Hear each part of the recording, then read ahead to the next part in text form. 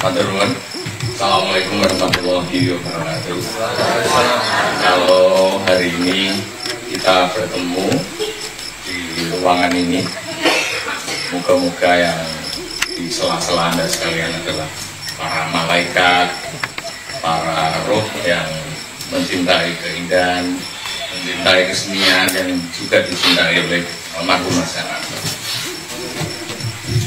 Teman-teman sekalian, kalau bukunya Mas Jahanto itu Orang Jawa Naik Haji, saya malam hari ini pengen sampaikan, ini orang biasa membaca Mas Jahanto. Saya itu bukan seniman, bukan siapa-siapa, tapi saya ingin membaca Mas Jahanto. Saya ambil dari kumpulan cerpennya Goblok itu, judulnya Nostalgia. Cerpen ini ditulis di Jakarta 10 Juni tahun 1969. Moga-moga nggak patuh. Saya berhari-hari ini berminggu-minggu pakai ngerokok waso terus arman ngerokok raiso, tapi saya nekat mau cerpen. Itu yang biasa dolanan main panggung, dicepai panggung malah ragilem motor. Nostalgia.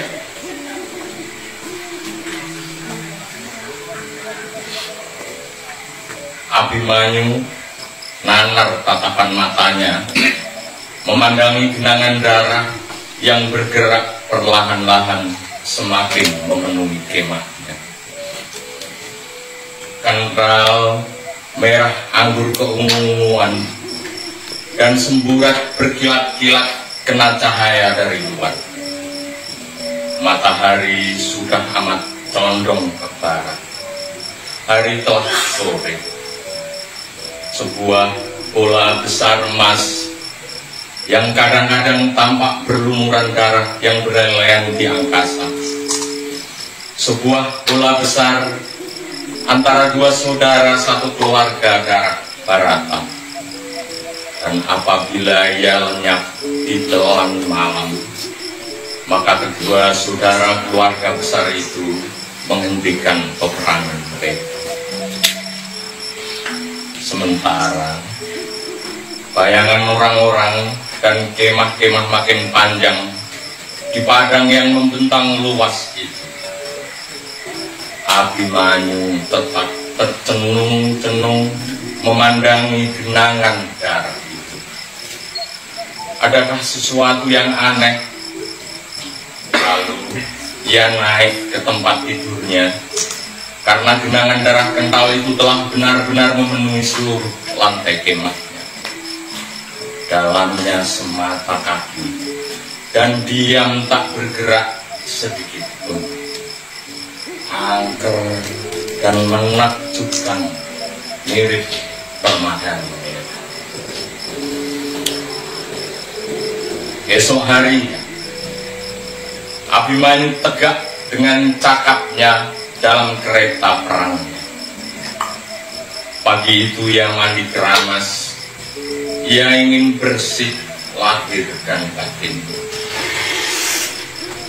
Dan terompet kerang meraung-raung terus adalah terompet dewa maut yang mengumpulkan dan memilih nyawa-nyawa mana yang sudah waktunya dicabut. Ribuan dari nyawa-nyawa biasa sampai kepada yang luar biasa. Semuanya sudah dicatat, semuanya sudah dipastikan. Tidak ada yang kelupaan, tidak ada yang kelewatan. Pasti semuanya sudah disusun dalam catatan yang rapi dan teliti. Terompet kerang meraung terus, dan langkah-langkah mereka makin dekat. Debu-debu mengebalau berterbangan memenuhi angkasa. Melihat pemandangan ini, Abimanyu terpesona. Ia lalu meloncat ke arah punggung seekor kuda. Dipacunya kencang-kencang, dipicu terus kencang-kencang. Serombongan pasukannya mengikutinya dari belakang tapi tertinggal jauh. Ia terus memacu kudanya maju ke depan, menerjang, menghantam, menghancurkan pasukan-pasukan Kurawa hanya dengan sebilah kerisnya. Tetapi tiba-tiba dari arah dalam menyembur hujan panah yang mengena sasaran tubuh Abimanyu. Saat suatu pemandangan yang menakjubkan terhampar di hadapan pasukan Pandawa dan Kurawa. Di atas kudanya, Abimanyu lebih kelihatan sebagai onggoan panah. Tubuhnya penuh panah, jadi merah, ngeri dan mengharukan. Ia terpelanting ke tanah tetapi tegak, hingga merupakan monumen yang kukuh kuat berdiri dengan tubuhnya yang penuh panah itu. Dadanya, lehernya, perutnya, pahanya, lengannya, punggungnya, ia berjalan tegak pelan-pelan. Tatapan matanya tajam ke depan. Dan tiba-tiba suasana yang mengharukan memenuhi seluruh Kurusetra. Pertempuran mendadak berhenti seketika. Jayadratara yang menyemburkan panah-panah maut itu mundur dan menyingkir. Bala tentara Pandawa kecut dan lunglai, sedangkan bala tentara Kurawa tunduk dan terpaku. Masing-masing mundur menyimak, keheran-heranan, takjub, putus asa, sengsara, haru, sedih. Abimanyu tampak agung dengan panah-panah yang menancap di tubuhnya. Oh, pahlawan kebanggaan. Lalu Abimanyu menatap kepada beratus-ratus prajurit yang ada di hadapannya. Akulah kekekalan, teriak Abimanyu sambil merentangkan tangannya. Beratus-ratus prajurit yang mendengar ini mendadak cerah wajahnya dan merasa keheran-heranan. Abimanyu bergerak ke depan dan prajurit-prajurit baik kawan maupun lawan mengikutinya. Wahai prajurit-prajurit, letakkanlah senjatamu, teriak Abimanyu kepada mereka sambil terus berjalan ke depan. Maka beratus-ratus prajurit yang terus mengikutinya itu seperti kena tenaga gaib. Mereka serta-merta membuang senjatanya, melemparkan perisainya, menanggalkan baju perangnya. Mereka berjalan terus sambil tengadah, dan pada wajah-wajahnya terpancar cahaya yang gemilang, gegap gempita, menyerupai gempa yang membelah angkasa. Abimanyu berteriak, prajurit-prajurit mengikutinya berteriak. Mereka berteriak gegap gempita, pulang dalam perjalanan yang jauh, jauh, amat jauh dan dalam ini.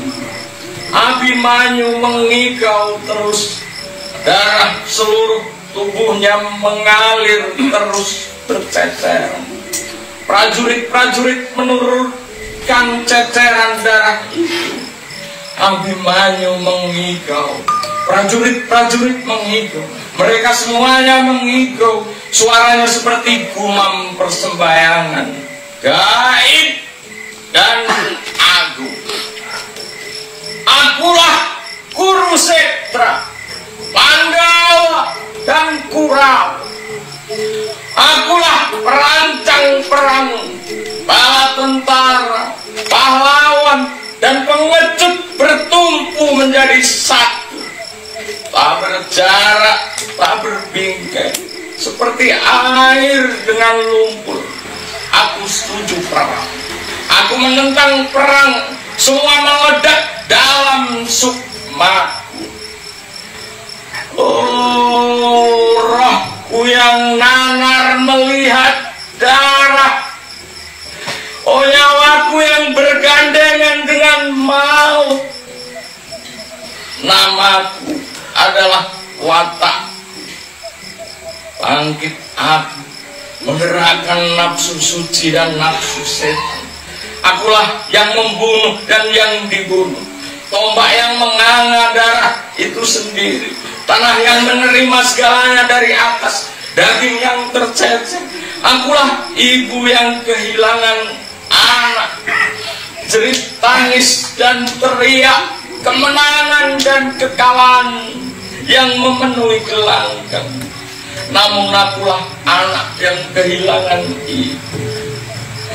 Oh, hariban kasih sayangku yang musnah.